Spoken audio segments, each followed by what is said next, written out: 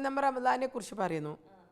ഉസ്താദ്മാർ നമുക്ക് വയത് പറയുന്നത് റംലാൻ വരും, റംലാന് നിങ്ങൾ നോമ്പെടുക്കണം, നിങ്ങൾ സക്കാത്ത് കൊടുക്കണം, സദക്ക കൊടുക്കണം, പിന്നെ നിങ്ങൾ നന്മ മാത്രം ചെയ്യണം, ഒന്നിന് 1000 കൂലിയുള്ള മാസമാണ്. ഞങ്ങളും പറയുന്നത് അത് തന്നെയാണ്. എന്ത് ഗുണമേറു മാസമല്ലോ റംലാൻ അതെന്നതോർക്കൂ, റംലാനിൽ നോമ്പ് നോൽക്കൽ ഫർളാണ് മുസൽമാനിൽ. അപ്പോൾ ഉസ്താദ് പറയുന്നത് ഒരു നന്മ ചെയ്ത ഒരുപാട് കൂലിയുണ്ട്.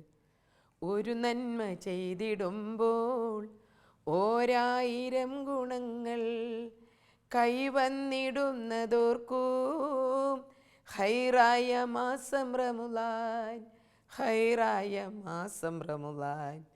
അപ്പോൾ ഉസ്താദ് അങ്ങനെ പറഞ്ഞു തരുമ്പോൾ നമ്മൾ പാട്ടാർ ഇങ്ങനെ പറഞ്ഞു കൊടുക്കും, പാട്ടിൽ കൂടി പറഞ്ഞു കൊടുക്കണം.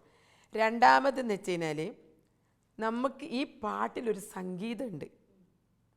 അപ്പം ശ്രദ്ധ ഏറ്റവും കൂടുതൽ വരുന്നത് സംഗീതത്തിലേക്കാണ് എന്ന് വിചാരിച്ചിട്ട് മതപ്രസംഗം മോശമൊന്നുമല്ല, നമ്മളൊക്കെ മതപ്രസംഗം കേട്ടിട്ടാണ് വളർന്നത്. മാത്രമല്ല, ഞാൻ മതാചാരപ്രകാരം നോക്കുകയാണെങ്കിൽ പണ്ടത്തെ കാലഘട്ടത്തിൽ കുറേ ചരിത്രങ്ങളുണ്ടല്ലോ, അത് ഞാൻ ഏറ്റവും കൂടുതൽ മനസ്സിലാക്കിയത് പാട്ടിൽ കൂടിയാണ്.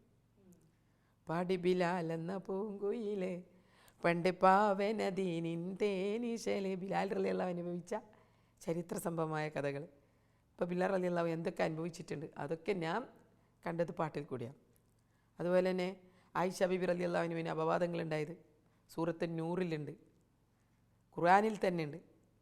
ഉമ്മുൽ ഖുറായിലെ മാണിക്യ പൂവേ ഉമ്മുൽ മുഅ്മിനീൻ ആയിഷ ബീവി അപവാദത്തിൻ്റെ കിടങ്ങിൽ കുടുങ്ങി, അതു കണ്ടിട്ടാകാശ ഭൂമി നടുങ്ങി.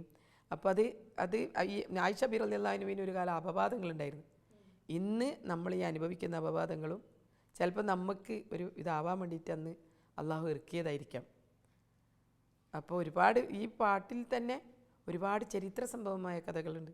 ഇപ്പോഴത്തെ കാലം എന്ന് വെച്ച് കഴിഞ്ഞാൽ ഇപ്പോഴത്തെ ന്യൂ ജനറേഷനെ കുറ്റം പറയണ്ട, അവരെ പാട്ട് ആസ്വദിക്കുന്ന ഒരുപാട് ആൾക്കാരുണ്ട്.